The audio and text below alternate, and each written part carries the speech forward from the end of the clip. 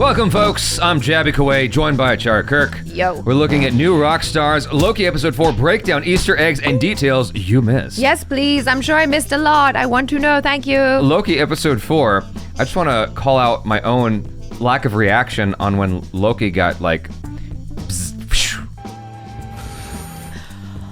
I was losing my damn mind. I watched that and I'm like, I had zero reaction. I think I was just in disbelief. I'm like, there's no way. Because I had literally the most stoic face. The only reason I saw it was because I went to the comments and people had like timestamps going, literally my face. And like, because they were talking about you. And I'm like, oh, okay. And I looked at myself, I'm like, oh, I didn't even like react at all. It's like, and it's just because I'm like, there's no way they killed him. It's called Loki. It's not Sylvie. There's no way they killed him. Thank God they had the after credits scene. Thank you, new Rockstars, for allowing us to react to this. Very much appreciate it, and glad to see that you're climbing in subscribers very quickly. Yes. You're at 3.06 million. I remember just like a couple weeks ago it was at 2.99 million. So if you guys haven't already, subscribe to New Rockstars channel. You can scroll down into the description to the a link to the original video. I can't speak. Okay, here we go. Welcome back to New Rockstars. I'm Eric Voss, and this is a breakdown of Loki Episode 4, The Nexus Event, in which Loki loving himself may save the multiverse from robot puppets and Lokigators. Let's break down this episode shot by shot for all the Easter eggs and visual clues that you might have overlooked to figure out what the hell with 1L is going on. And a reminder that the best way to support us here at New Rockstars is to get yourself some great merch at newrockstarsmerch.com, including this limited edition Loki Out of Time shirt that I like I'm wearing in every video because I love it. So this episode opens on Asgard from Sylvie's timeline. The opening shot rises up behind the green hills that enclose the kingdom, a reversal of the past Thor-centric establishing shots of Asgard that approach from the Bifrost Gate. Because for Sylvie, Asgard wasn't a hometown that she returned to after battle to revel in glory. It was a rustic hearth that she dreamed of those adventures from. She plays with toys.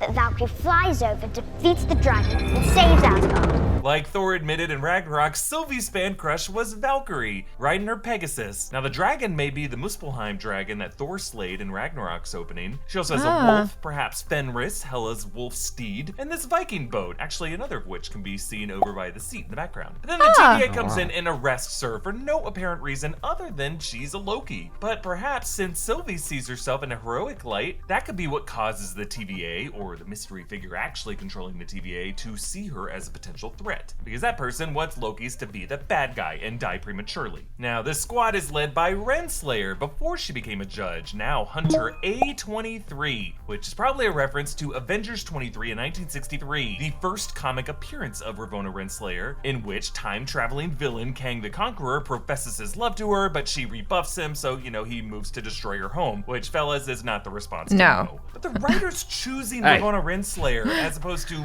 any TVA judge from the comics feels like it could be a deliberate move to introduce Kang into the MCU. And referencing the specific comic issue where Ravonna was introduced and that relationship was front and center seems like a pretty big hint toward that. Perhaps Kang is the one pulling the strings of the TVA. He's the one who used his time travel abilities to create this bureaucracy that could manipulate time in a very specific way, and now sees all Loki variants who survive as chaotic Nexus beings who destabilize his perfect timeline. I mean, now that the Timekeepers are revealed to be android puppets controlled by a mystery man behind the curtain, and Richard E. Grant is playing a different character, that leaves a vacuum for a big bad like Kang to appear ahead of Jonathan Majors' portrayal of him in Quantumania. Just totally not related to Loki at all. Kang sounds so much like a bad guy from Ninja Turtles. That looks so similar in terms of the outfit and whatnot. I forgot his name. It was like Krang or something like that.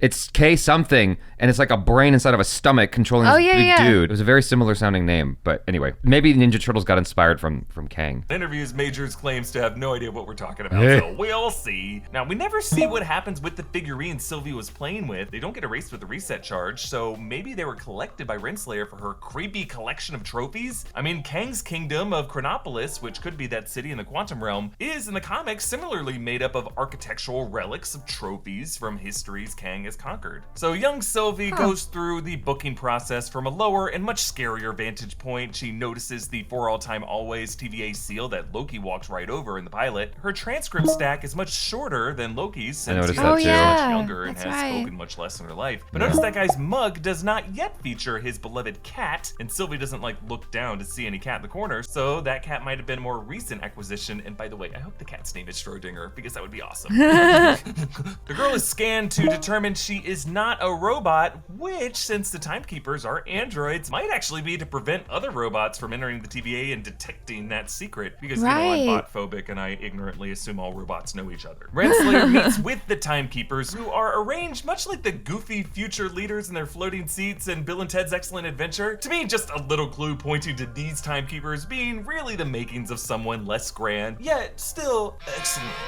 What a random reference. I would have never put that together, the Bill and Ted's reference. I would have never clocked that. And I loved Bill and Ted. That's not something I put together. But behind them is this red glowing what's that about? That looks similar, at least, to the runes that Agatha and Wanda used to mark a magical boundary to prevent others from using magic within that boundary. Like perhaps similar sorcery was used by whoever built the TVA to keep Loki and Sylvie and others from using their magic within this setting. Now, after the credits, we cut once again to a close-up of the face of the central Timekeeper, the one whose head by the end of this episode will be cut off. Now, Mobius wants to talk to C20, but Renslayer says, She's dead, Mobius. What? How? Oh, Owen Wilson may not get to say wow in this series, but he does get a solid how. Loki and Sylvie sit on the doomed Lamentis 1. I'm sorry. I remember Asgard. Yeah, I like how that meteor whizzes like a bullet through Sylvie's head at the moment she cracks to open up to Loki about her past. And Sylvie says the TVA arrested her because she's a source of chaos. The universe wants to break free, so it manifests chaos. Like me being born the goddess of mischief. And she may be right. She did really nothing to spawn a Nexus event. She was just targeted because someone fears all Lokis who don't die prematurely. We may lose, sometimes painfully, but we don't die. We survive.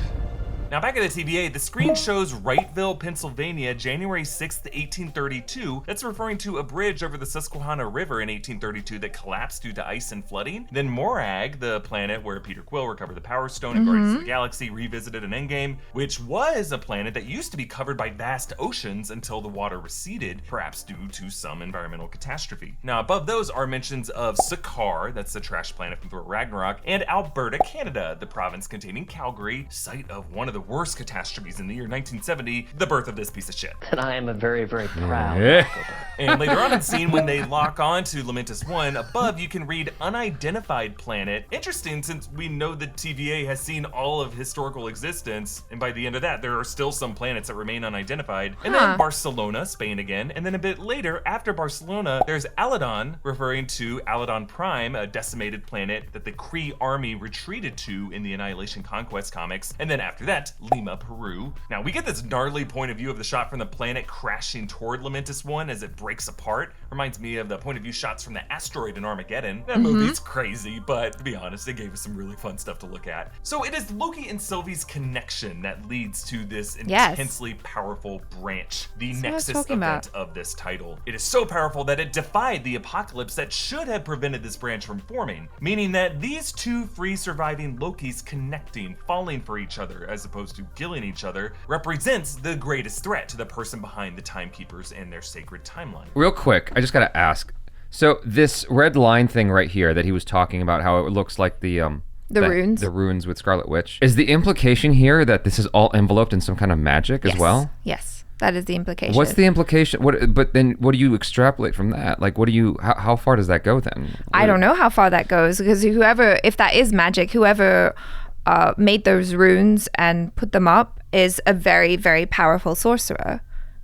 But then what? Like, is there really any like such thing as timekeepers? That's just kind of breaking my brain a little bit. Like, what is the implication from there? I guess is my question. Is that for me, it's like either the timekeepers are not actually there and they're controlling things from someplace else that's safer, or that the timekeepers never really existed and it's actually someone else, like Kang is talking about. My initial thought going into this, even going off of New Rockstars, was that it's almost like a higher level of the Matrix, right? Because you have your reality plane, then you get the Matrix, and then something above that we just never got to see in the Matrix series. Right. That's where I thought this was kind of going. The timekeepers are above everything else. Yeah. Like a whole other plane. Like that scene in Men in Black at the end of the movie when it backs out of the universe and it's just a marble inside of an alien's collection of other marbles.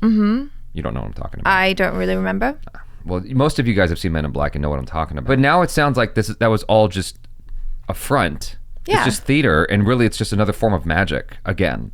And that's sort of breaking my brain a little bit. I'm like, so what is all that then, and where have they been going, and what are all these, like, how do they have access to? Anyway, I'm going off on a weird you're tangent. going off on one, but I think it's just like there is something about Loki and the Loki, all the different Lokis and the Loki variants that, you know, you see that when the two of them come together, they're really powerful. Something's happening there. And so if you get all the Lokis together and they're all working together, then by extension, wouldn't they just be like mega, mega, mega powerful? It just makes me wonder if, okay, so it said Kang. Kang, yeah. So there, they gave it away. But like, for a split second, I was going to go, well, what if the person behind all this is another Loki variant?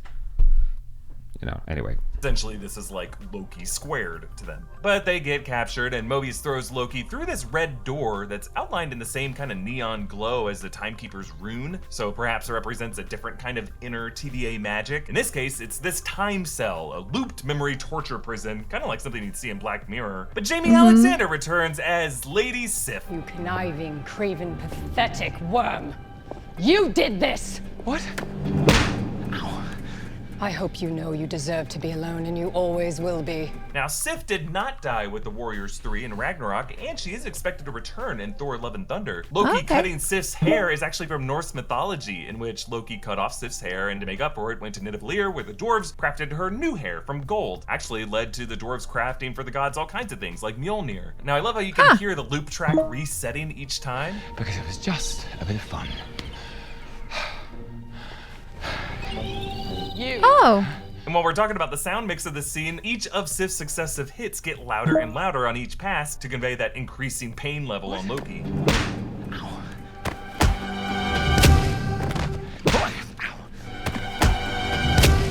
Huh. Pathetic. So Mobius The only one that I heard that sounded different was the third one. The third hit on the third take. Yeah. tells B-15 that they have brought in Kree, Titans, and vampires. Kree referring to the Imperialist Kree from Captain Marvel. They also might have shown up in that Miss Minutes animation. Titans could refer to the people of Titan. That's Thanos' home world. Genealogically, Thanos is an Eternal with a deviant gene, though maybe once they all relocated to Titan, they just went by the name Titans. And vampires acknowledges the existence of Marvel vampires, soon to be explored in titles like Blade. Actually, vampires were brought up previously in Thor Ragnarok. Want to use a big wooden fork? No. Yeah, not really useful unless you're fighting off 3 vampires that were huddled together. Sylvie is being interrogated in Time Theater 47 could be a nod to Marvel What If 47, in which Loki takes Thor's hammer. I only bring it up because we actually see a version of Loki with a version of Mjolnir in the post-credit scene. Yeah. Now, in Loki's interrogation room, notice the overhead lights, how when they first come back into it, they shift downward. This room might be part of one of the spires that we've seen in the TVA exterior that rotates past whatever the outside light source is. The camera work uses this lighting to really great effect, like when Loki tells Mobius that he and all the TVA employees are variants. So before this, you had a past. Maybe you had a family, a life. Nice try. Yeah, notice how for a moment, as Mobius considers this possibility, the light of truth shines on his shoulders, but then he leans back forward in shadow to signal him blocking that. That's cool. Out. Yeah. Then, as Mobius Oh, says, wow. These interests Yeah. are no longer aligned. The overhead lights shift back upward in the other direction, and then as Loki says that Mobius is lying to himself, the light behind Mobius shrinks back down. But before That's a we nice continue, touch. this video is brought- That's a really, really nice touch. I like that. I mean, those are very subtle things that hit you on a subliminal level or a subconscious level that you probably wouldn't even pick up on, but you feel a thing as a result of that visual cue. Even though you don't notice it, you notice it. Yeah. It's super weird. That's so well thought out, and I love that he picked up on that because I didn't even notice it. But maybe subliminally, like you said, it's like you feel it, Yeah. but you don't know why you're feeling it and Right. like how it's been fabricated by the people who made it. That's so cool. It's just like the use of color. Yeah. It's a very, very clever use of light and shadow to make you elicit a feeling. Yeah. And always use the right tools for the job with Manscaped. Meanwhile, still shaking off the memory that Sylvie reconstructed when she possessed her in episode 2, B-15 now sees this poster that reads, "Did you get them all? Verified through deletion." With this big brothery and mustached man whom we have seen in the credits. Now, I'm getting some Howard Stark vibes from this guy, but I'm thinking it could be some veteran TVA director, maybe He Who Remains, who created the Timekeepers in the comics. In Renslayer's office, this music plays. What's the song? Yeah, what is it? This is Le Cygne, The Swan, by composer Camille Saint-Saëns. Played here, though, by Clara Rockmore, really the first maestro of the musical instrument, the theremin. Actually, Loki director Kate Herron said she played Rockmore's rendition of this song in her pitch to direct this series, and that is why you hear the theremin so often throughout this show. It does have a really otherworldly Renslayer signs sound. Loki's execution order using the same FDR high school pin that Mobius noticed in episode 2. Note how he looks down at it again here. And Renslayer says, "Cheers. Cheers. To putting all this behind us." Amen. Yeah, Mobius might know his path here will lead to his own pruning, so it's a bit fitting that he uses this religious affirmation. So Renslayer adds to her trophies Sylvie's sword, while Mobius switches their temp pads and abruptly leaves. One drink? I think I had 2, didn't I? Mobius? Yeah, Mobius is playing drunk here, but being confused over how many drinks he's had connects to when he did not remember leaving ring stains on her table. Just saying, he might not be the first or only Mobius out there, nor the last. So Sylvie reconstructs B-15's memory. I looked happy.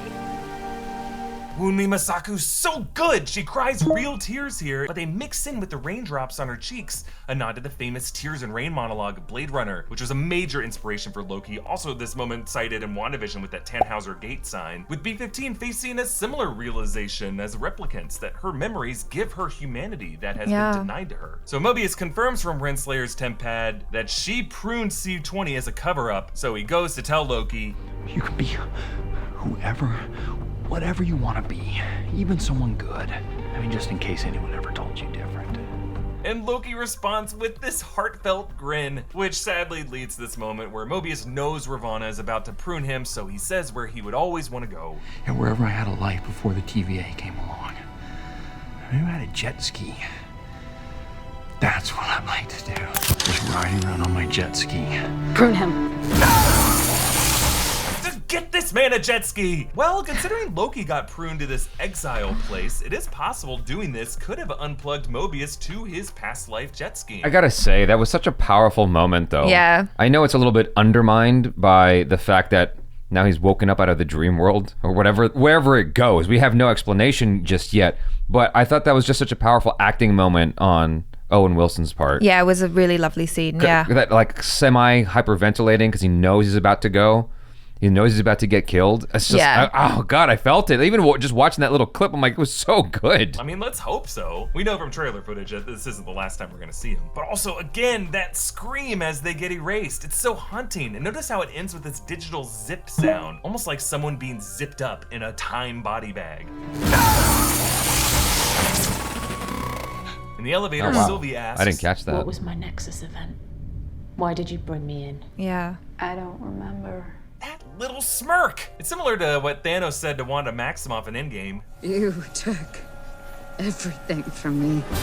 I don't even know who you are. And what Don Draper said to Ginsburg in the elevator. I feel bad for you.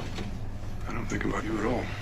So on to the Timekeeper's Yeah, chamber. exactly. It's that Looks like thing it that was I told you. designed It's for like Vinci it's so irrelevant. Like why would I even bother? Why would I deign to remember what your Nexus event was? Right. Like, you're so insignificant, little Loki. It's just like a powerful move. It's a power move to make when someone is trying to garner meaning. You know, when they're like, I just want to know the significance of that moment, to then be told it was nothing. Right. And so it just like crushes the other person even more. About you at all. So on to the Timekeeper's chamber. It looks like it was designed from MC Escher's relativity lithograph. Looks very cool. Oh, yeah. And the Timekeepers greet them. After all your struggle, at last you've arrived before us. What do you have to say for yourself before you meet your end?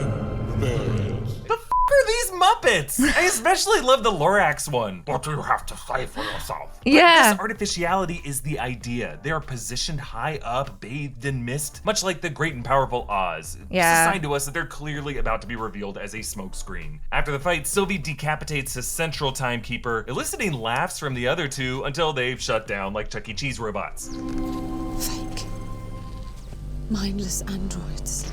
I love how its mouth continues to twitch, like Ash the Android Severhead in Alien. And with the wiring and the twitchiness, it's just very Hall of the President's animatronics. The production design stays consistent with the TVA's 70s analog tech. But yes, this confirms that the Timekeepers are not sacred deities, and much of what we heard in that Miss Minutes Welcome video was probably a lie. But rather, these were the artificial creations of someone else. Now in the comics, that was He Who Remains, the elder TVA agent at the end of all time. But in the comics, they aren't like mindless robots like this. They're really sentient beings with real power who operate independently. But some believe these robots could be based on the Doom bots of Dr. Doom, or that He Who Remains could be some other past Loki variant, a King Loki, or even that this is all automated clockwork with I said that! What? Didn't I say that? He said exactly what I said earlier in this video. That he could be a Loki? Yeah. Yeah, you did say that. I guess it wasn't such a stupid idea after all. Loki variant, a King Loki, or even that this is all automated clockwork with no one at the helm but Miss Minutes. But I think, based on Ravonna being their advocate, a person who got promoted to judge despite losing a variant in a courtroom, who now seems okay with Loki killing her off as if someone who's been a prisoner in this position, I think the chances are looking a bit better that Kang could be behind this all. And there's no chance I'll regret theorizing that. But right as Loki's about to confess his love to Sylvie, Renslayer prunes him through the back, just like how he got Coulson. But I also like how for a second it seems like his heart is glowing out of his chest, and his face is the last thing to fade, similar to how when Vision faded, the last thing Wanda saw was his face. Now, over the credits plays Brenda Lee's If You Love Me, Really Love Me, with lyrics about love eternal even when life is over, similar to how these two Loki variants have survived several apocalypses. And actually, one shot in the credits has been updated to include, among the photographs of Loki and Sylvie, a photograph of Sylvie as a young girl. Yeah. Then the post-credit scene where Loki awakens. This is hell. Now the captions reveal he is spelling it with one L, meaning he's referring to the afterlife of Norse mythology, not the Christian hell. And then he hears a voice. Not yet, but you will be unless you come with us.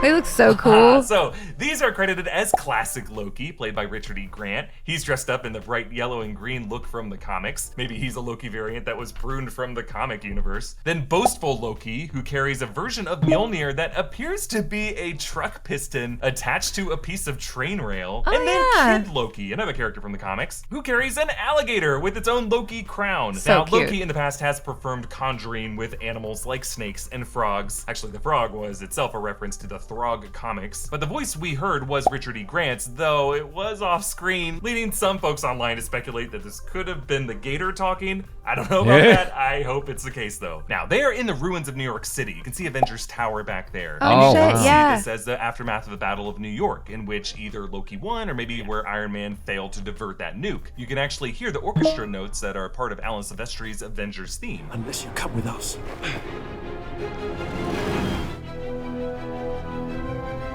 Oh, wow. But look closely at that particular Avengers Tower. That is not the 2012 era Stark Tower, which did not yet have the upper Quinjet landing pad. That was not added until the next time we saw the tower in 2015's Age of Ultron. So I am thinking this could be sometime after 2018, after the sacred timeline Loki died. Because at that point, Earth was in the aftermath of Thanos' snap, and then maybe the TVA prunes all variant Lokis that they capture to this exile timeline to keep them from respawning in some other place in time. And this could mean President Loki and the ragtag bunch around him are all banished Lokis who have gone nutty in this prison. We'll explore this more as we go on to episode 5. God damn, what an episode of television we just watched. And again, you can support us by checking out our merch options at newrockstarsmerch.com. You can follow me on Instagram and Twitter at EAVoss, follow New Rockstars, subscribe to New Rockstars. Thanks for watching. Bye. The way he connects all these dots, or New Rockstars, I wouldn't have picked up on that cat thing, but I guess it's to mark a point in history. Because he's saying like the cat came later. It's like, oh, so this predates that. That gives you a sense as to how far back all this was. yeah. to speak. I mean, that's all just kind of like small details that obviously, like, upon first viewing, you're probably not watching for little details like that. But it definitely is one of those things that I love, because it's one of those fun details that, as someone who's like into set design or something like that, like, you're telling a story through, you know, the different paraphernalia in that space. Yeah. My favorite part actually was when he broke down the scene between Mobius and Loki and the use of the shadows over them. I thought that was so really cool. And I think that was probably my favorite part. That and the reference to Blade Runner with what's her name, B-15? Yeah. Crying. Those were my favorite moments, because like I wanted to understand why they made those choices, you know, or not with regards to the crying in the rain. I wanted to know why they made that choice. With regards to the scene with Mobius and Loki, I wanted to know why I felt so much in that scene, because it's like, it's not just their acting, it's not just the story. There's other elements at play that I'm not even able to compute, because I'm so invested in the narrative. Right, yeah. You know, in the drama. Like, it all just comes together beautifully to tell the story. But like every time I watch one of these, it makes me just ponder about how much effort goes into like all these tiny details of specifics. Like, how big is this team at Marvel that goes, okay, just to make sure we don't screw ourselves, this is what's supposed to go here. These are the references that are supposed to go here. It's like we won't trip ourselves up if we put this here. You know what I mean? Like, that's just it's because it's so big. Like, how do you keep track of all this nonsense? It's bigger than, you know, Britannica's encyclopedia. Right. It's so huge. Like, how do you keep track of this web of stuff? It's just, you know, humbling to think about. That rain sequence, as I pointed out in the review of the episode, was one of my favorite scenes in the show. Yeah, I mean, it was so moving. Yeah, when she cried because she's like, I was happy at one point, I was just like, that's the way she did it was so powerful. Because nobody's happy. I'm just joking. So my brain's a little bit broken from, you know, what are the possibilities of who is behind the timekeepers and whatnot. Yeah, I mean, you know, your questions are definitely valid, but like I said, at this point, it's all just speculation. We can, you know, he's speculating, we're speculating off of speculations. Yeah, but he's coming from a much more knowledgeable place, right? Exactly. But at this point, I'm like, I don't want to speculate anymore. I just want the show to tell me. You guys, thanks so much for hanging out. Hopefully enjoyed that. And thank you to New Rockstars for making such an awesome video. I'm Jaby Koay. This is ACHARA KIRK. Peace out.